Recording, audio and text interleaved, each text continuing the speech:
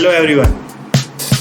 कौन सा मेरा ऐसा स्टॉक है फॉर लॉन्ग टर्म इन्वेस्टमेंट, जानेंगे आज इसी वीडियो में।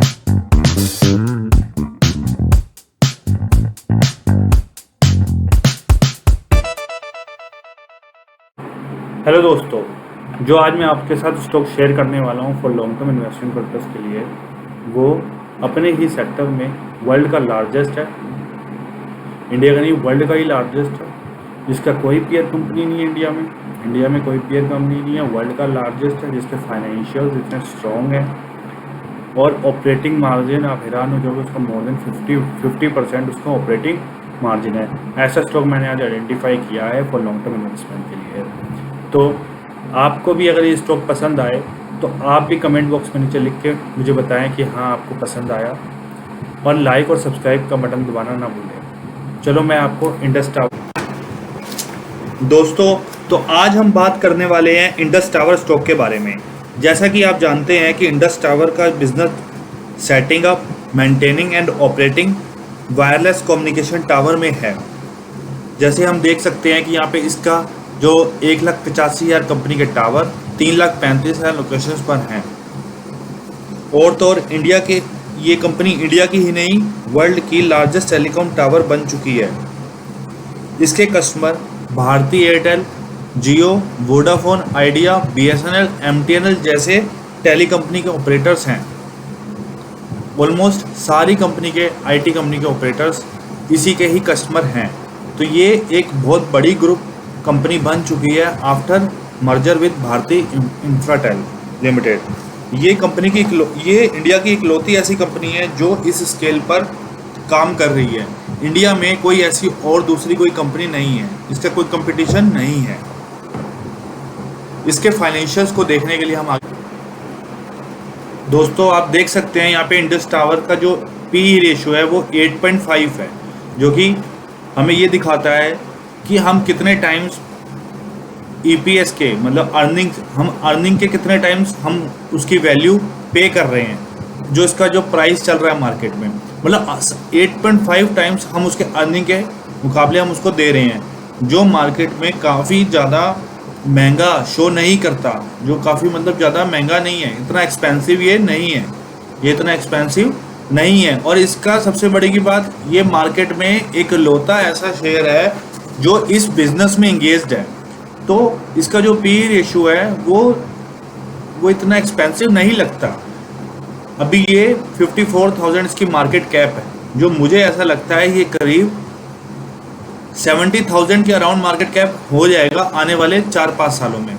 आने वाले 5 सालों में मैं इतनी ग्रोथ इसमें देखता हूँ, क्योंकि ये इकलौता एक ऐसी कंपनी है जो इस लेवल पे काम कर रही है और इंडिया के नहीं है, वर्ल्ड का लार्जेस्ट बन चुका है, जिसका पैग रेशियो 0.3 है, जो शो करता है कि इसमें कोई भी किसी भी कंपनी में अगर किसी का भी पैग रेशियो 1.5 से नीचे होता है तो वो शो करता है कि ये कंपनी की जो वैल्यूएशन है ग्रोथ के कंपैरेटिव में काफ़ी चीप है। तो ये हमें कंसिडर कर लेना चाहिए इन टर्म्स ऑफ वैल्यूएशन। मैं वैल्यूएशन के तौर पे बता सकता हूँ कि ये पैग रेशियो इसका ठीक है।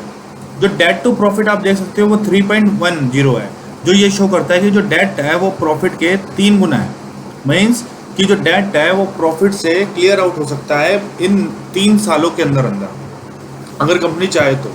अगर कंपनी का प्लान अगर एक्सपेंशन का होगा तो वो इसको क्लियर आउट नहीं करेगी, वो और एक्सपेंड भी कर सकती है। बट ये शो ये करता है कि कंपनी के पास जो डेट है वो रिजनेबल है और कंपनी अच्छे से मैनेज कर सकती है। और रिटर्न ऑफ कैपिटल एम्प्लॉयड भी आप देख सकते हो, उसकी 25% रिटर्न ऑफ कैपिटल एम्प्लॉयड है, जो कि बहुत ही अच्छी है। डेट ओवर इक्विटी भी 0.89 है, 1 से नीचे ही है ऑलमोस्ट। ये भी बहुत अच्छी तरह दिखाता है हमें इंडस टावर की फाइनेंशियल्स में।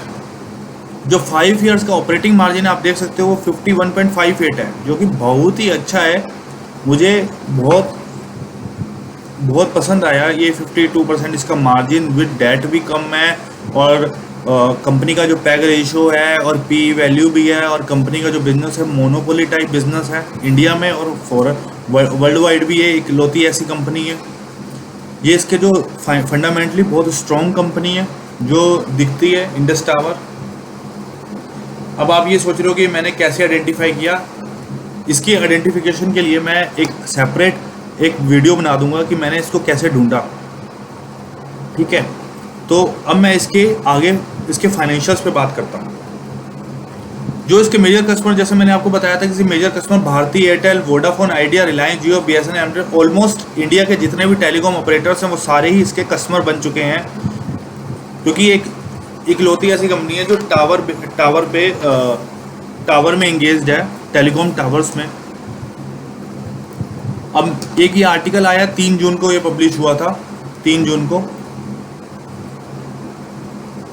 ये 3 जून 2022 को पब्लिश हुआ है। ये बताता है कि कंपनी के जो आफ्टर मर्जर के बाद कंपनी ने जो काफ़ी पीक जो हाइट इन्होंने ग्रोथ देखी है वो बहुत स्टेबल हुई है, और जो कंपनी ने जो मतलब there is a without any single pink slip to hand over restructuring, मतलब बिना कोई गलती के जो मर्जर हुआ है, जो इन्होंने 2018 में अनाउंस किया था और 2020 में जाके इनका मर्जर कंप्लीट हुआ, उसके बाद कंपनी ने रोबस्ट ग्रोथ दिखाई है और कंपनी एक वर्ल्ड लार्जेस्ट टेलीकॉम कंपनी बन चुकी है। और इसका फ्यूचर इतना ब्राइट है, और जैसे कि फ्यूचर इतना ब्राइट है बिकॉज ऑफ 2 रीज़न है जो इसका। एक तो पहला रीज़न तो यही है कि एक तो ये 5G आने वाला है, आजकल आने वाले 2 सालों के अंदर अंदर 5G सब हो जाएगा, 4G और 5G। और सेकंड रीज़न इसका ये है कि जो अब ये कंपनी फाइबर स्पेस में भी काम करने वाली है, फाइबर स्पेस में, ईवी में सब इंफ्रास्ट्रक्चर सब प्रोवाइड करने वाली है, और ये कंपनी का फ्यूचर बहुत ज़्यादा ब्राइट है और मैनेजमेंट बहुत बढ़िया है, जो बिमल दयाल इनके CEO हैं। तो कंपनी के फंडामेंटल बहुत अच्छे हैं, कंपनी के मैनेजमेंट बहुत अच्छा है, कंपनी एक का जो बिजनेस है वो मोनोपोली टाइप बिजनेस है, बहुत लार्जेस्ट स्केल पे है। तो ये सब एक पॉजिटिव साइन शो करता है।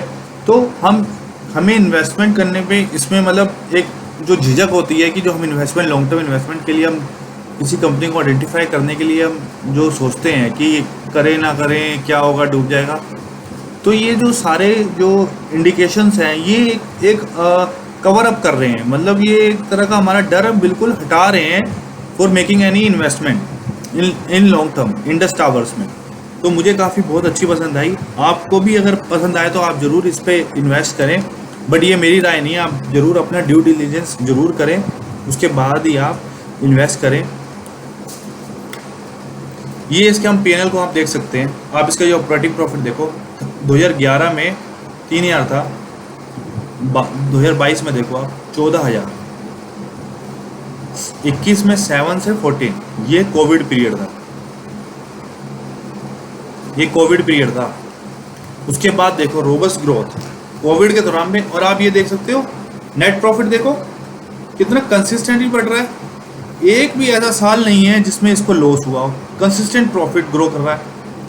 आप इसका मार्जिन देखो 54% आप इसका प्रॉफिट मार्जिन, ग्रोथ देखो डबल, ऑलमोस्ट डबल इसका revenue double, operating profits double, margin 54%, net profit without in last 10 years कोई सिंगल लॉस नहीं है। बहुत अच्छी ग्रोथ दिख रही है इस इंडस टावर्स में। आप इसका एक बार P&L देखो और बैलेंस शीट देखो, बैलेंस शीट भी हम देख लेते हैं। बैलेंस शीट्स हम देख सकते हैं, इसका जो 19,000 के रिजर्व एंड सरप्लस है और 19,700 के बोरिंग्स है और 2600 इसका शेयर कैपिटल है। तो ये ऑलमोस्ट 1:1 की बात हो रही है डेट ओवर इक्विटी की, ऑलमोस्ट 1:1 है। वो भी मैनेजेबल है क्योंकि इसके जो प्रॉफिट्स है ना, इसके जो प्रॉफिट्स हैं वो उसको 3 साल में कवर अप कर सकते हैं, बोरिंग्स को, जो लोन्स है ना वो इसको 3 साल में कवर अप कर सकते हैं। तो इतना ज़्यादा हाई डेट नहीं है कंपनी में, मैनेजेबल डेट है जो कि कंपनी और आराम से इसको पे ऑफ कर सकती है। इन फिक्स एसेट्स भी कंपनी के 31,000 के तो फिक्स एसेट्स भी हैं।